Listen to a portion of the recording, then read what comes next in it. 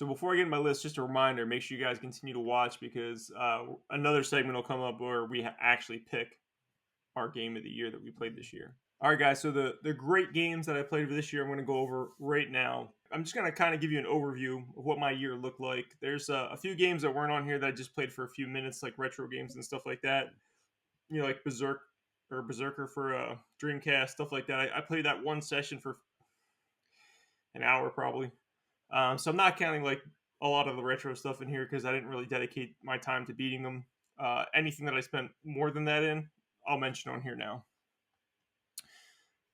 Starting out, I completed 10 games this year, like fully completed them. Legend of Okay. Zelda: Tears of the Kingdom. I did not beat the game 100%, but I did put 150 hours into the game. Wow. So, and to be fair, that began in 2023 and brought me into 2024. So that was in like I don't even remember, Wes. It could have been like October, November when I started Hmm. that game, and I didn't get it done until I want to say the very end of January, something like that. Maybe February. No, it was January, and we'll figure out why later. So it was January. What an outstanding game! Legend of Zelda is the sequel to Breath of the Wild. It Hmm. does everything Breath of the Wild does better. If I was to go back and play this, I don't even know. Like I probably would play Breath of the Wild at some point, but really, this game is just superior in every way. So I don't really see the point in playing Breath of the Wild when I can play Tears of the Kingdom. I got Tears of the Kingdom, and I've never cracked it open. I don't have the time to invest in it, and I know it's a good game. And that's my problem with all Zelda games. It's like I start them and I love them, but then I get to a point and it's like okay, just and I kind of move on because I don't have the time to see them through the completion. I mean, they get their hooks in me because they it's exactly what I want. I want to explore. I want to like go around. I want to take my time. I don't want to like. I'm not the person who rushes through the main story. I'm not like doing that at all. I'm doing all the Mm. weird shit on the sides and trying to find out what's going on. This is why I try to your point, I try to avoid these games as much as I possibly can. But then a Legend of Zelda and Assassin's Creed, something comes along and just destroys the hours that I put throughout a year. So this was the first one that was like that. There was at least two this year that took a lot of my time. But yeah, the game is spectacular. Highly recommended. If you play the game, Wes, what I would recommend to you would be check out the Dark World. It's I think it's called the Dark World. I'll explain it to you this way. The map is tiered in three sections. Mm. Sky Islands, like kind of like Skyward Swordish Islands, the main, land, and then like the depths. That's what it's called. It's the depths. It's below the surface. And it's pitch black. And when I say pitch black, like you might be able to see something, there's sections where you cannot see a single thing in any direction. Mm. It like makes you feel like super like isolated and like you're like, what the hell am like where the hell am I supposed to go? And then you'll see like a flicker of light somewhere, and you're like, okay, I'm just going towards whatever that is. And eventually, you can turn on like these. They have these roots. I think they're called light roots or something. But you basically activate them, and then it creates like a circle of light around them, Mm. and you can light up the entire map that way. But it takes a long time because you're navigating this thing in darkness. So I really enjoyed that section of the game. Next up, Habroxia. Habroxia is a cool shooter, like a space shooter, like old school, like not a first person shooter. Like a Shooter. shmup. Shmup, yeah, there you go. I really really liked it a lot. I did just start playing the second one. Highly recommend those games if you're into those. Prince of the What's that? Persia, What's that on? everything. PlayStation, Xbox, Switch. It's on. I think it's on PC as well. Oh yeah, dude, Habroxia is awesome, man. And so the way it works is like they have these things called credits, which it's like a currency essentially, Mm. and you earn credits throughout the game. You don't have to use the credits, but if you do, it makes the game essentially easier. You can get like increase your fire rate, increase Mm. shields, stuff like that. So it could be as challenging or as not challenging as you want. Hmm. So it's cool. It's awesome. I really enjoy it. I have to Uh, check it out. just started the second one. Man, I think it's the first or second stage. There's some banger old school 8-bit song. And it's all like 8-bit pixel art. It's Mhm. cool. It's awesome. Prince of Persia: The Lost Crown was already mentioned, so I'm not going to spend a ton of time on it here. Again, Metroidvania, my style of game. If it was a 2D pixel art, that would have been awesome. But it's more like the It's on like the 2.5D. Mhm. But the art is still beautiful in the game. To be fair, I do like their art direction quite a bit, despite it not being like real pixel art, which I don't think it necessarily calls for in that game. Super Lucky's Tale, just shy of 100% completing that, and that includes the DLC. This is the game I was talking about earlier that I mentioned. It's a fantastic game to play with children. My daughter was asking for that game every day. Highly recommend Super Lucky's Tale. Feels like an N64 game. That's the best way I can describe it. Okay. Like a platformer. Princess Peach Showtime. I beat it. My daughter loves this game. uh I will say that. I huh. mostly got it for her because I knew she was gonna love it. It has Princess Peach in it. That's all she wanted to do. I don't know how long I played that game for. I did not 100% this game. There's a lot of little collectibles. Once I beat it, I was so like over it. I was like, thank God, I'm done. And of course, my daughter kept asking for it, so I played it a few more times after that. But eventually, I got it out of her mind, and she doesn't ask for it anymore. But it's a fine game. I was gonna say, was it good though? I think for a younger person, probably they like she's not really playing games yet. She's kind of starting to understand it. But I think if she was a little older, she would really like it because it's really easy, like very easy to play. Hmm. Not very challenging. Uh, it's interesting because it takes place on like a stage and like everything are like stage props, like a play. So that part of it was probably the most interesting thing because that you don't really see that in games at all. But I didn't really like. If you're like, oh my god, was it a great? I'd only recommend it for younger people or if you're playing it with a younger child. Okay.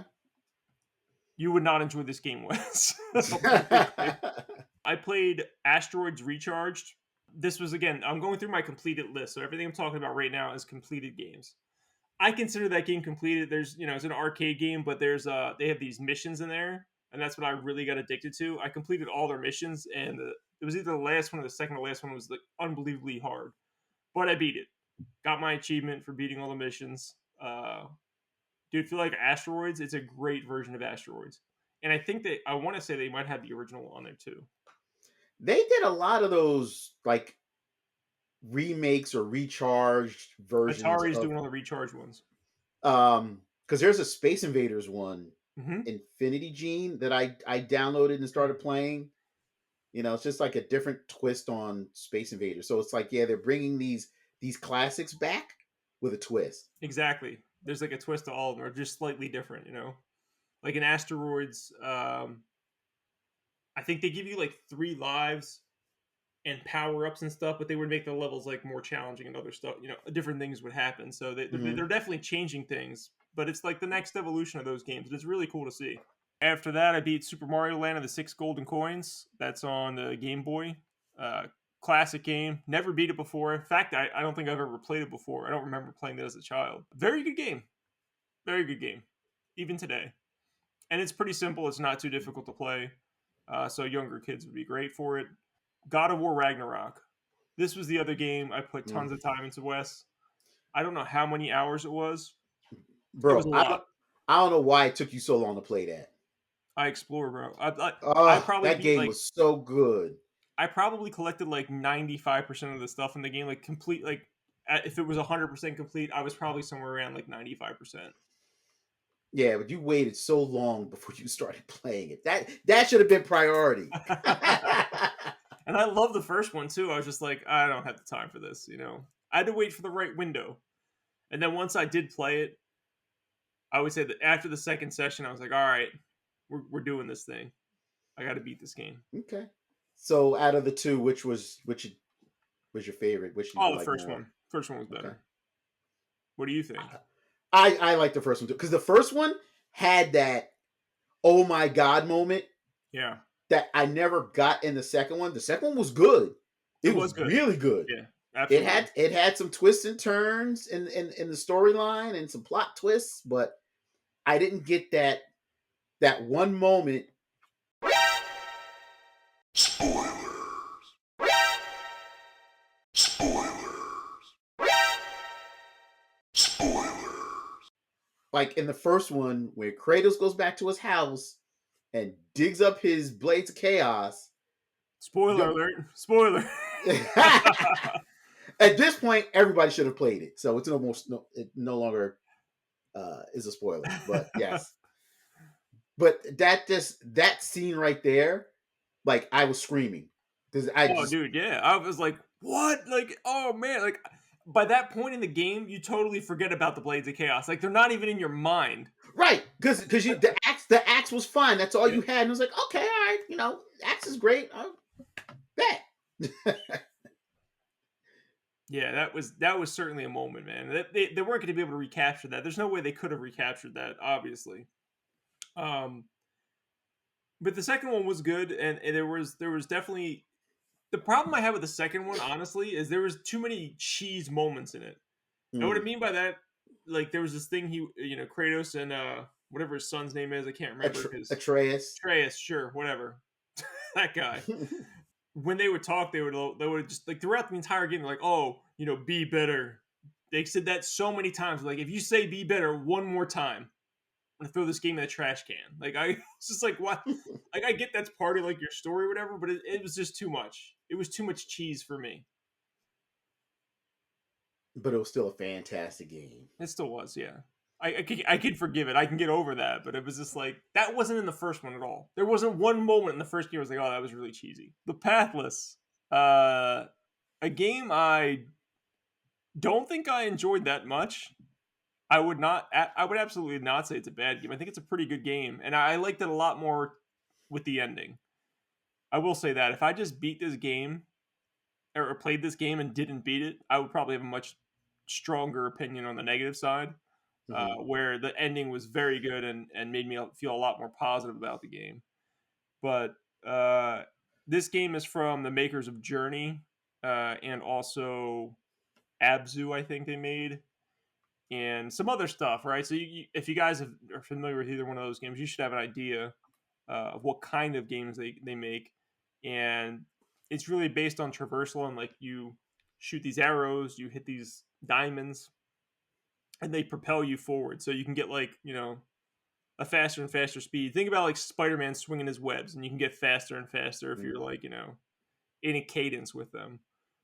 But there was a lot of exploring, which I liked. But I did platinum this game, and I was so over the game by the time I got the platinum, I couldn't believe it was. I was like in tears, and I was so happy that I was like done playing the game. And there was just a little too much to collect. The map was not. The map was probably a little bit bigger than it needed to be. It probably could have Hmm. been smaller, and they probably could have took like a lot of the collectibles out of it because it took, time to beat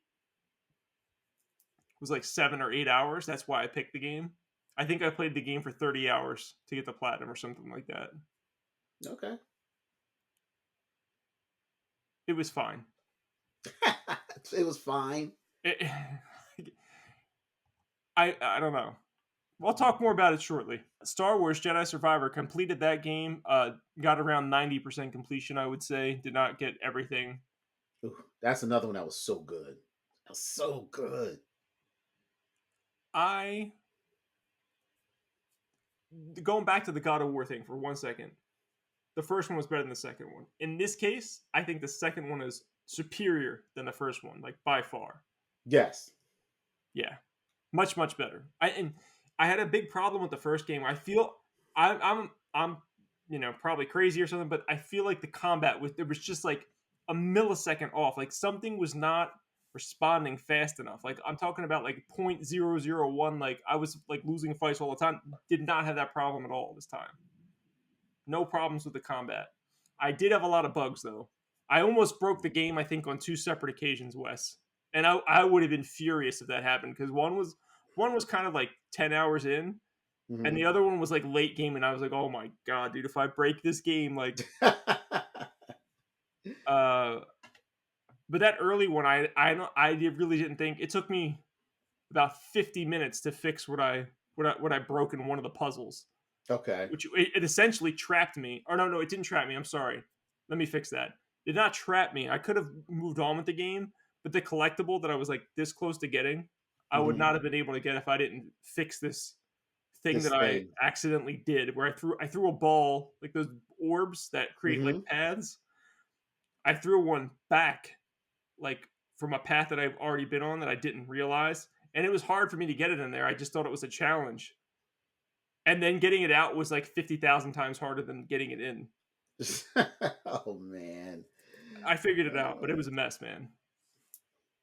that was Survivor was so good. Story was good, gameplay was good, Characters were good. I characters liked were good. pretty much all the characters in the game were awesome, man. Except for that one alien with the two eyes on its head in the beginning. God, I hated that thing. It was annoying. He was like what's his name from episode 1? Jar Jar. He was like another Jar Jar Jar. Jar. God, I did not need any Jar Jar vibes in my life. Yeah, I went to New York Comic Con and met the actor that portrayed Cal Kestis in the game. Really nice guy. Really nice guy. I told him, I'm like, man, love the first two. Please give us a third one. So he's like, he wants to do it. So we'll see. Come on. Oh, I think they'll do a third one. I think the game sold very well. It certainly sold better than Outlaws, that's for sure. Oh, I hope so. All right, so that's the games I completed. I'm gonna run through these next 10 games or so really quickly. Disney's Illusion Island. Played it for a while. It was pretty good. Daughter wasn't into it, so I moved on to something else. Castlevania Circle of the Moon is a game I Mhm. played before in the past. It's something I'm playing like off and on. I get in a weird mood. I grab Circle of the Moon. I play a little bit. So maybe I'll complete that this year if that continues. Feeding Mhm. Frenzy is an old school Xbox 360 arcade game. My daughter liked it. We played it for a while. Hunt Down is an awesome, awesome indie game. Yeah, it is. 2D pixel art, guns, like oh my god, dude, the 80s like vibes are just all over the place. Yep. You know what? I totally forgot about that one. Yeah, that was that was really good. I'm I so glad you downloaded played it. I downloaded on your recommend because you know that's right up my alley. Old school retro style side It's like scrolling a Contra shooter. like, I guess. Yes. Something like that. Hunt Down was very good. Very good. Highly And it, recommended. and it was cheap. I think I got that game on sale for like $3 or $4. I couldn't believe it. Like I was watching YouTube and somebody was talking and I was like, that game looks awesome. And I forgot about it. And so I could never download it. I was like, what the hell was that game called? And then I think somebody else started talking about it. I was like, oh. And then I looked it up and it was like a couple bucks. I was like, you've got to be kidding me. Mhm. Bought that crap immediately. It was fantastic. Klonoa I mentioned earlier. I don't have anything else to say about Klonoa. AVGN episodes 1 and 2 deluxe edition. Solid game. It's in like an indie game. Didn't complete it. Played it for quite a while. It's cool. There's stuff from Angry Video Game Nerd. That's what that Mhm. stands for. If you guys didn't know, it stands for like if you watched his YouTube videos and stuff. There's different characters that show up from like the episodes he's made and put out on YouTube. So it was fine. It was fine. Indiana Jones and the Great Circle and Super Mario Wonder are my last two. So Super Mario Wonder, I have to play it more to really judge it. I didn't give it enough time. It's something I'm playing off and on. I don't. People were like, "Oh my god, this is like the best Mario game in years." I don't think so. Uh, I think it's a good Mario game. I think it's a serviceable Mario game, but it's not like blowing my mind. Finally, Indiana Jones and the Great Circle. Just started playing this. Whew! What a game, Wes. What a game, sir. I hear it's really good. I hear it's really good. IGN gave it like a 9. Made by Machine Games, the same people who remade, Wolfenstein. They did Wolfenstein. They did New Blood, New Order, or Old Blood, and then the New Order was number two. Mhm. Uh, they did make some. They either made or helped make one of these like weird spin-off to Wolfenstein. It was like Sisters or something. I don't Hmm. know. I started that game. It was not. It was somehow not very good. But now they're back to making bangers again. Okay. Well, a lot of people are comparing it to Chronicles of Riddick. Hmm. They just because that game was fantastic, and I don't know if some of the people from Starbreeze who did Chronicles of Riddick jumped on to make are part of this team that made Indy because they said it's very similar in the feel of the game. So I had it. I haven't started it yet. So this will probably be my game to talk about for next year. I mean, Wes, if you like Indiana Jones, you're gonna love it. And like Troy Baker's performance is spectacular. More on that in a minute. That's basically everything that I played this year. With again, there's like shorter ones I didn't mention in here. A lot of good stuff, Wes. A lot of good stuff. Yeah, man. Looks like this was a good year for games, like as a whole. Yeah, there's some stinkers in there, but as a whole, looks like we both have a decent list of good stuff that we've played. Absolutely.